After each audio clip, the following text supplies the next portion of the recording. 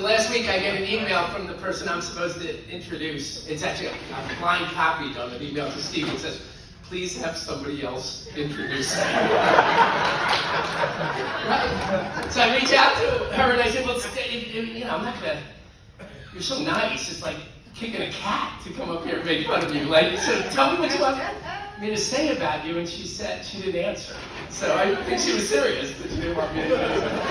So anyway, when you talk about this woman, when you ask other people about this woman, they tell you nicest woman in the business, sweet, organized. She told me that her mother, I don't know how this works, her mother was a nun, which is why she has no bad habits. You'll get it later. Ladies and gentlemen, it is my great honor to introduce, with like 67 million in closed loans, and rhymes with charity, Larry. Come on up there.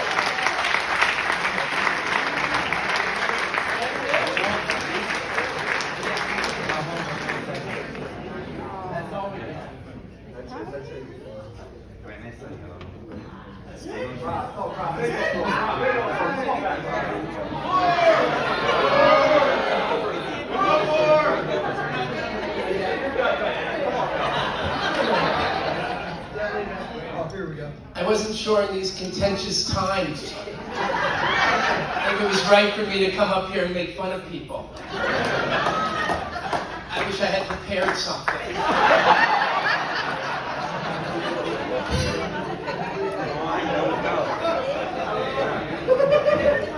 First, I would like to thank Heidi Klein, Irv Ford, Steve Waters, and Dave Lagana for this opportunity. There's nothing I like better than watching a drunk guy with a microphone, but Eric Short took it to a different level. It was like watching the Hindenburg. And I was sitting there at a table with Ann, rhymes with charity, flattery. And I said, Ann, I'm going up there. I gotta take him down. I'm gonna tackle him. He's making an ass of himself. And Ann said, let his drunken ass burn. Let him burn. The daughter of a nun. So you might not know this, but I get really nervous. Really nervous. My wife will tell you when I have to do this. And so today I asked Steve for some advice. I said, "Well, you're a great public speaker, so what do you do to calm yourself down?" And Steve said, "It's a technique I use when I get up there. I look at the audience and I picture everybody in their underwear." So I've never done that, so I'm going to do that now. Yeah, you guys do look. Those can't be comfortable, man. Tracy Coey. Is that leopard skin? All right. Courtney, thank you.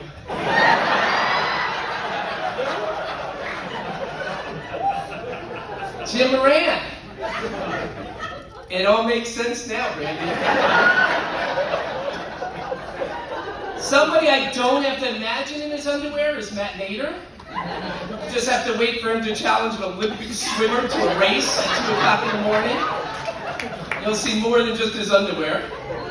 Funny story about Matt, where I got the great pleasure of working with him down at Bethany Beach for a few days. And it was great. I learned a lot.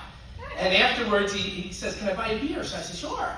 So it was great. So we, out of nowhere, he goes, "You know, I was the top producer in the company last year." Yeah, Matt, I'm not fucking retarded. I know. And then he's like, "Yeah, I closed over 200 million. And I go, "Where's this going?" And he goes, "What's the guy got to do to get that fucking stupid comedy thing you do once a year?" I'm not lying. The guy's ego's gigantic.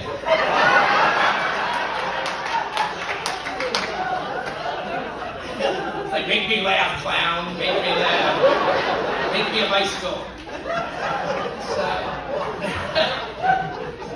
So he, but I learned a lot. I learned a lot. I learned that Matt Nader, just like me and you, he gets up in the morning and he puts his pants on one leg at a time. Matt just likes to take his pants off more than most of us. Matt, it is okay to love yourself. Just stop doing it in the DC Metro.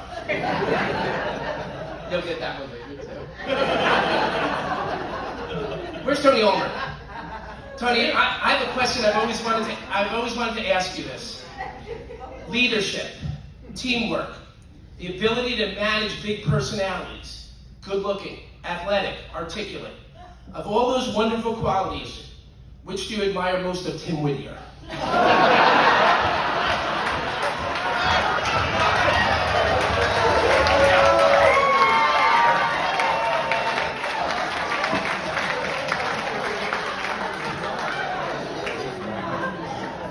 I have some confessions this year.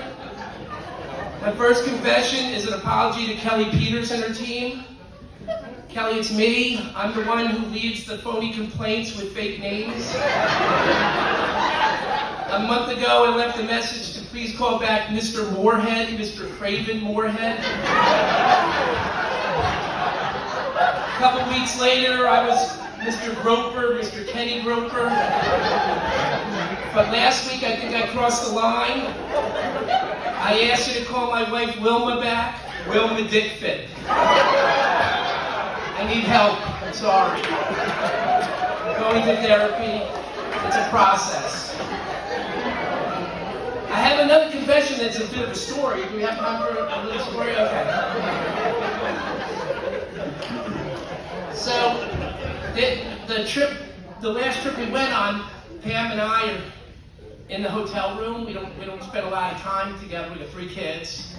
And I said, honey, you gotta let me go. I gotta go talk to the people. I'm a herd animal. I gotta roam. So she lets me, she goes downstairs with me, and we come upon one of our favorite once-a-year friends, Brittany and Gabe. And Gabe's just run a decathlon or something, and he's sitting there, and he invites us over to his table. You know, and he's very gracious, and he buys our breakfast and stuff. So anyway, then it evolves. We go over to the pool, and I don't know if you remember this day. It was like 150 degrees, and I'm wearing like a pinkish shirt that I've now sweated through. So it's like dark red, and I'm wringing it out under the table. I have like a puddle under the table, and I glance over at Gabe, and he's not sweating at all. He's bone dry. So he goes, dude, you want to get in the pool with me? No, that's right. Goes, want to jump in the pool? I go, sure. That's right. I'm taking off my shirt, and I didn't realize Gabe was taking off his shirt at the same time. So I do what any guy in here would do. I sit down and make an excuse that I can't possibly swim next to Gabe. And so I look over at Pam though, and it's like she's playing a game of freeze tag. She's got her straw like on her lip. I'm like, honey, I'm right here. So Gabe walks. Where is Gabe? Gabe, leave your shirt on. Leave your shirt on. So I watch him, and he walks over to the pool, and he does sort of like a no splash dive, and he swims around like a fucking merman, and then like a sort of a one-handed pummel half horse exit out of the thing, and he jogs back to the table in slow motion like Bo Derek in the movie 10. He's like doing his hair back and forth. So somehow he's completely dry all of a sudden, except for one drop of pool water on his deformed pec muscle. And I'm both excited and repulsed with myself that I'm riveted. I'm riveted to this pool water slaloming back and forth through his chest and ab muscles. And it left an impression on me. I was scarred by this. So like 2 months later, we go out to dinner, and this other couple back in the dinner just says, you guys just went to Florida. How was that? And I go, it was all right. I mean, I had one fucked up day at the pool where this guy, I guess he's got a good body and blah, blah, blah.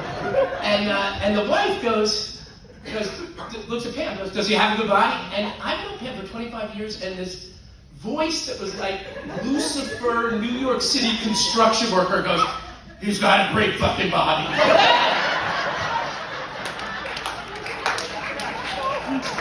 I'm shocked. Like, this is my wife, you know? So I go home that night, and I dream. I have a dream that we're back at the same pool, but now Gabe's 75 pounds overweight. Instead of buckets of beer, he's getting buckets of ice cream. He's like, honey, don't be so cheap on the whipped cream this time. Like, he's just disgusting. He's a disgusting human being. And I get up to use the men's room, and all the people come around the table, and they're like, that Rob's awesome. And I know it's not right to talk about another man's life, but Brittany goes, I love him, he's fucking awesome, with the same voice. And then everything was right in the universe. And I'm sorry. Keep your fucking shirt on. All right, can we end this with a poem? You guys ready for a poem? All right. All right, here we go. Oh, by the way, like, everybody does charity work, and she's nice. You might want to leave the room for this poem. 'Twas the night of the awards, and the drinks they were flowing. We were charging thousands to Steve's room without him ever knowing. Back in the day, awards dinners had celebrities like Fran Tarkington, Joe Piscopo, and the drummer Sheila E. But then came 2007, and now you're stuck with me. 2021 was a hell of a year. We closed loans, built relationships. We drank wine and we drank beer. Jake Ryan got married. It was a big celebration. I felt a little awkward attending because he didn't send me a fucking invitation. No hard feelings, Jake. Nothing to fear. Just know my gift would have been $500 more than Ryan Angier.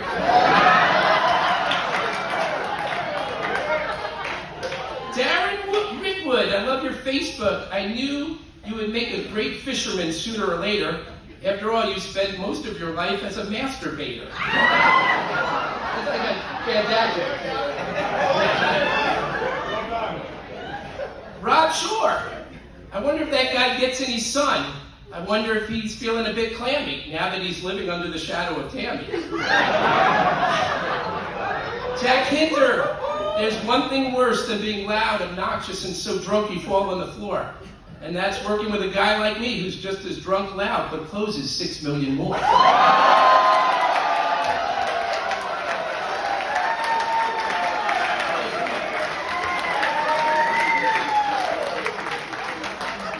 Last year I watched Netflix and Amazon Prime. I drank lots of vodka, club soda, and lime. I brought back old school rap. I turned up the volume and really got loose. Run DMC, the Beastie Boys, Snoop Dogg singing, sipping on gin and juice. Last year, we avoided big gatherings and never shared a cab. You know why, Steve? Because a bat fucked a pangolin in the Wutan lab. We all wore our masks, kept our distance, and listened to Fauci. I, for one, grew impatient and sometimes got grouchy. Inflation, the Fed, supply chain, all throwing us a curve. We need to relax, work smarter, and smoke more, like Irv.